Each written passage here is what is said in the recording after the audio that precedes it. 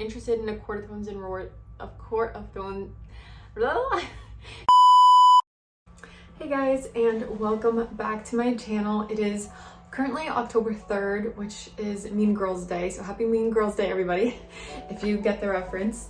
Today I wanted to do my September reading wrap-up with you. Last month was a great reading month for me. I read 12 books, and then I listened to a few audiobooks as well. So definitely a good month for me reading wise, although I feel like whatever you get around to reading is perfectly acceptable as well. Like there's no like, oh, if you read this many books a month, you know, you're better than me or whatever. I just had a really good reading month for me personally. I had a lot more time to get into books, and I was actually really pleasantly surprised with all the books that I read. So I kind of sped through them, which is really helpful in reading more books in a month, as if you're interested in them, you can get through them faster. I don't know if that's for anyone else, but definitely was a good reading month for me. September was the month of young adult books. I just really got into YA books last month, and I loved it. I'm obsessed with YA now, like YA fantasy, YA romance books. I love it so much. And I don't know if it's because it has more like angst and less like spice, just like so obvious. I feel like I don't know, there's something about it that I really have been enjoying lately. So let's get right into it. But before we do, please be sure to hit that thumbs up button, and don't forget to subscribe if you haven't already. Without further ado, let's get into this reading wrap up.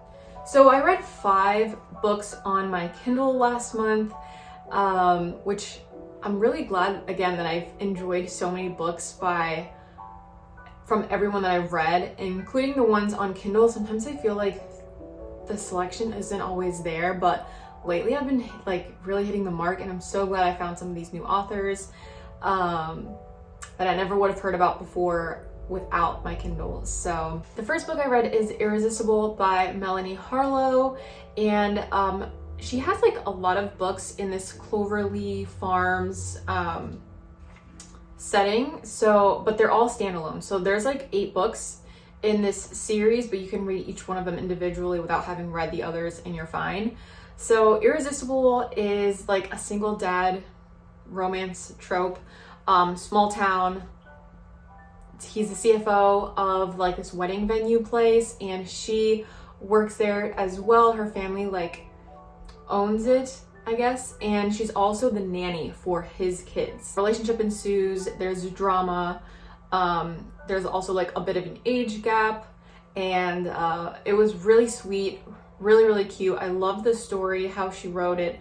It was just a very like Lifetime Hallmark movie type of vibe as I was reading it, and I really enjoyed it. I think it's perfect for this time as well, or even winter. A lot of the setting takes place in like the colder months, so would recommend reading that now. And I also read by her Undeniable, which is, again, it's from this series, but you don't have to read all of them. And it takes place not the same city, but it has to do with one of the sisters of like the family that owns the Cloverleaf farm.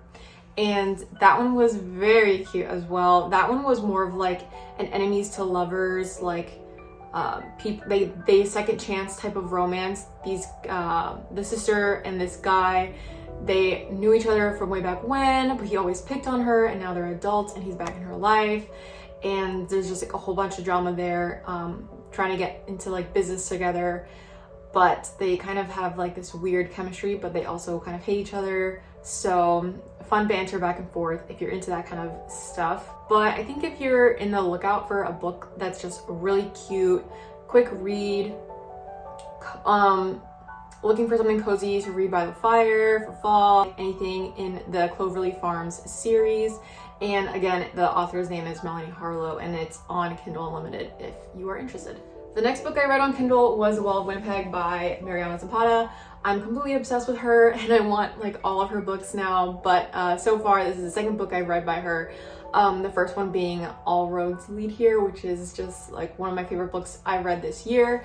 But The Wall of Winnipeg I gave a 5-star rating, and that one is about a personal assistant to a professional football player who is not native to the States, and he needs to get his residency, or his residency expires, so they have like a marriage of convenience kind of deal going on,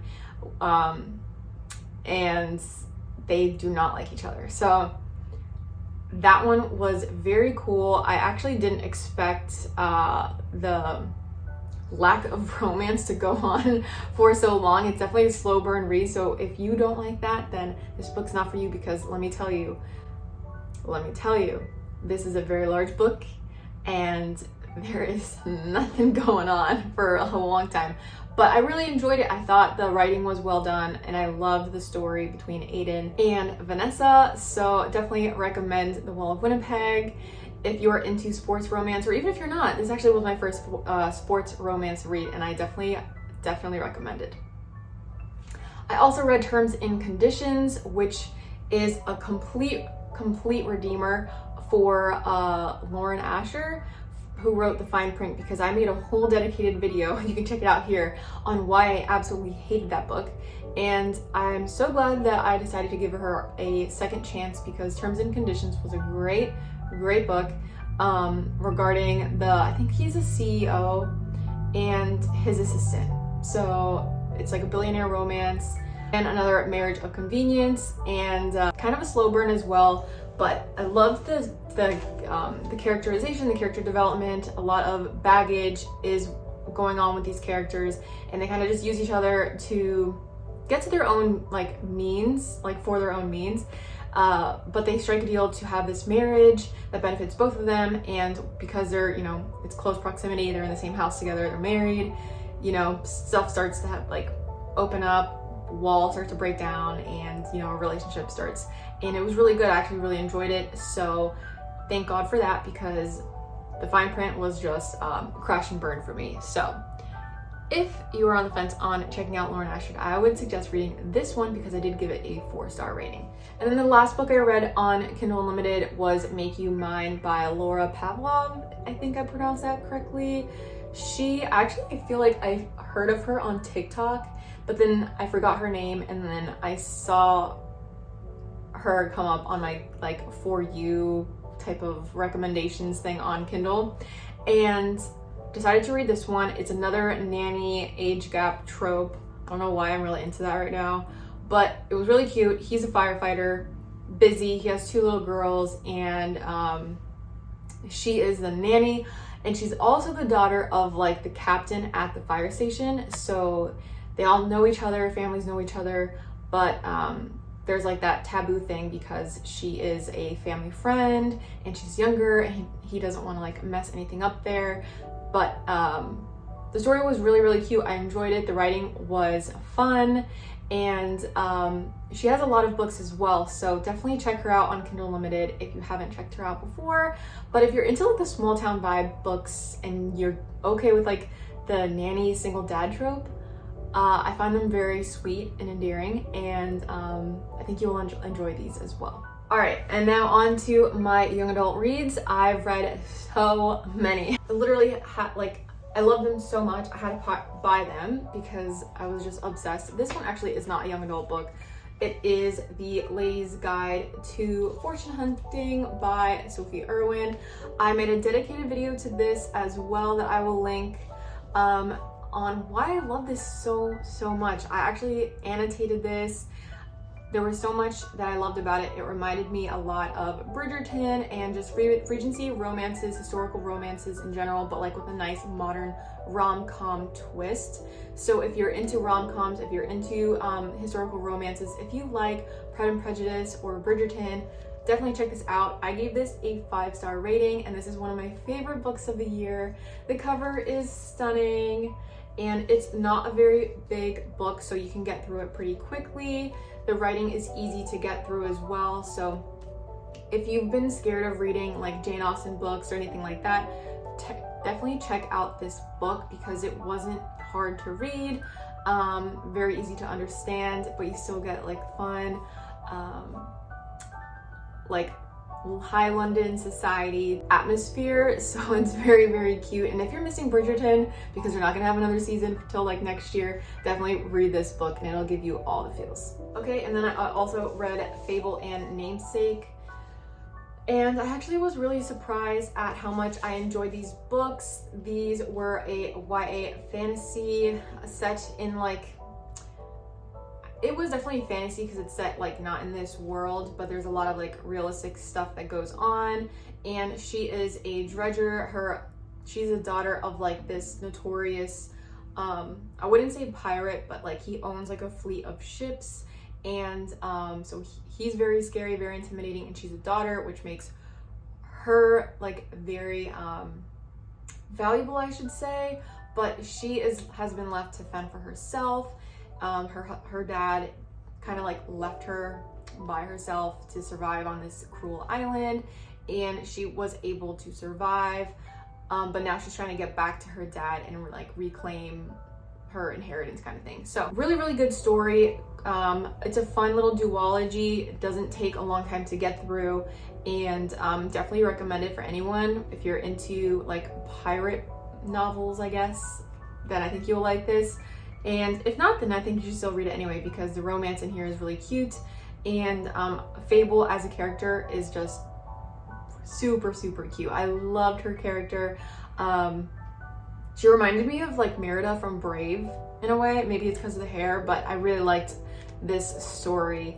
And I think I gave this 4 or 5 stars as well. Probably my favorite books that I read in September were the Once Upon a Broken Heart and the Ballad of Never After. I actually finished this October 1st, but because I started it September 30th, I'm counting it as a September like reading wrap-up read. And these were both 5 stars for me. This is probably going to be one of my favorite series ever, ever, ever, ever.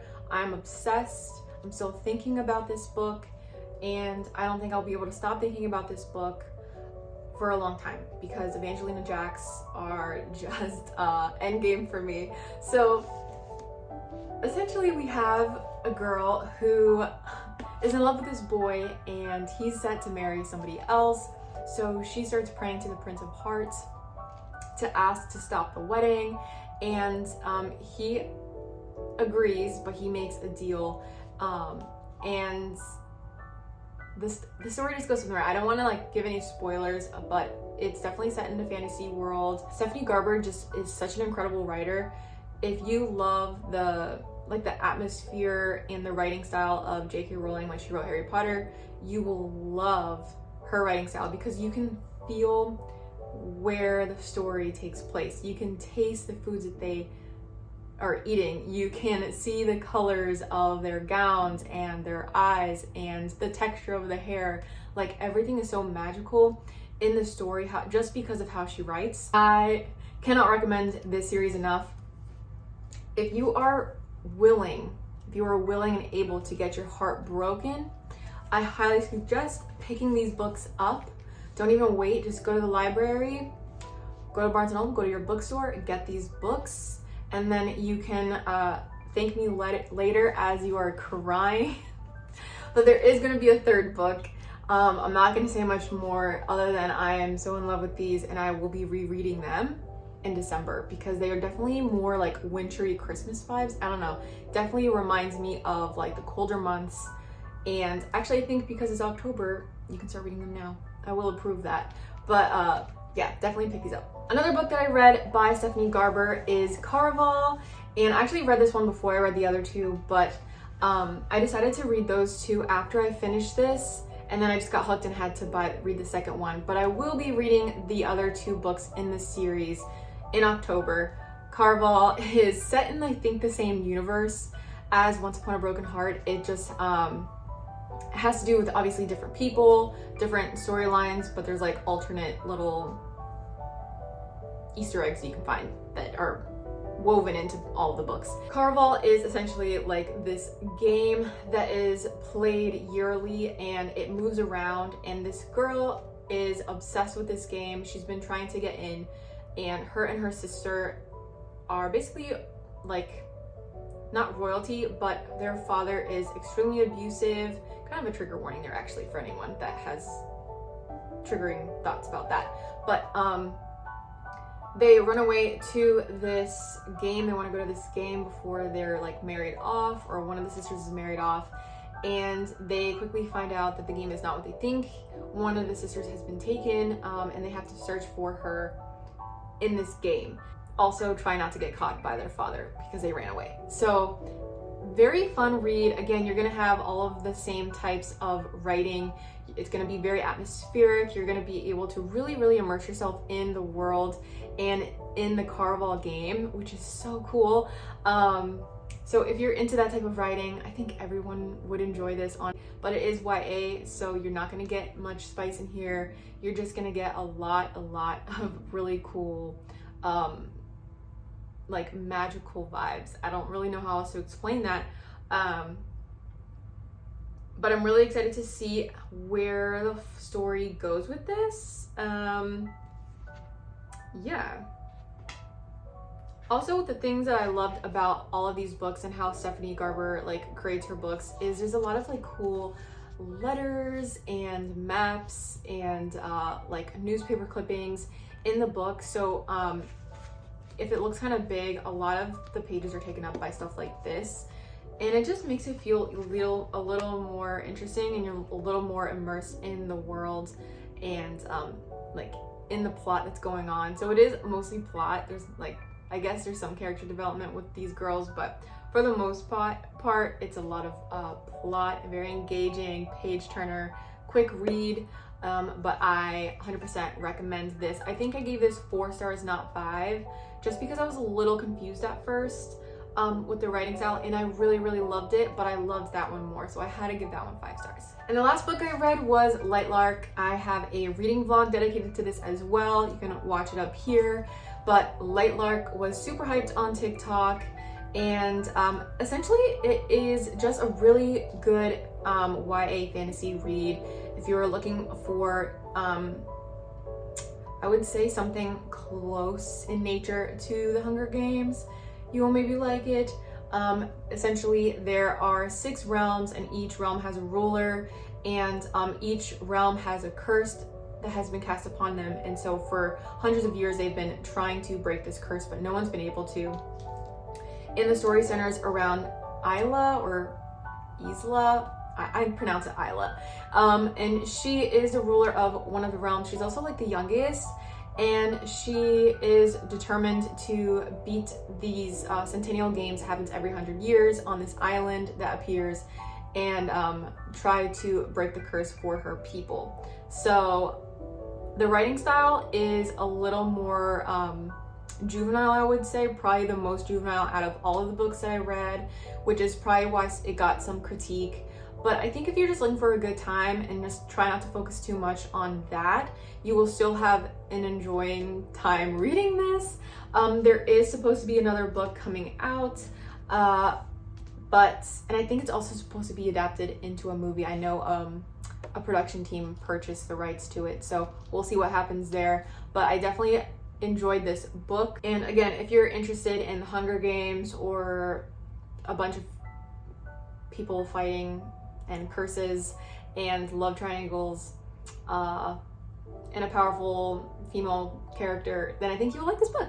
I also in September listened to the graphic audiobooks of A Court of Thorns and Roses, like that series by Sarah J. Maas, and it was a reread, so I'm not technically gonna count it as the books I read in September, but I'm just throwing it in there because I wanted to mention, if you have not read the series, I would still listen to the regular audiobook or just read the book, not the graphic audio, because it's like a movie in your ears, if that's how you can explain it. But it's got like a lot of sound effects, and they're like acting out what is going on, so you're gonna miss certain details that you won't get unless you've like read the book or just listen to the regular audiobook. So still really cool. I think if you want to do a reread of it, you can listen to the graphic audio, but it was for me it was entertaining but almost distracting in a way.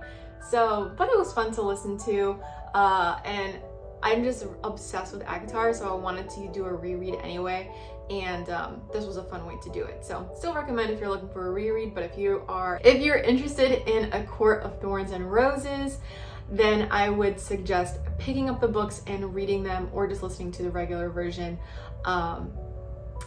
Yeah, because they're just amazing, and I think if you're interested in fantasy romance, this is like the series to get into. But that is going to be it for today's video. Those are all the books that I read in September. Thank you guys so much for watching. If you've read any of these books, what did you think of them? And do you have any recommendations, or what did you read in September? I would love to know. But that is going to be it for today's video. Thank you guys so much for watching, and until next time, I will see you in my next video.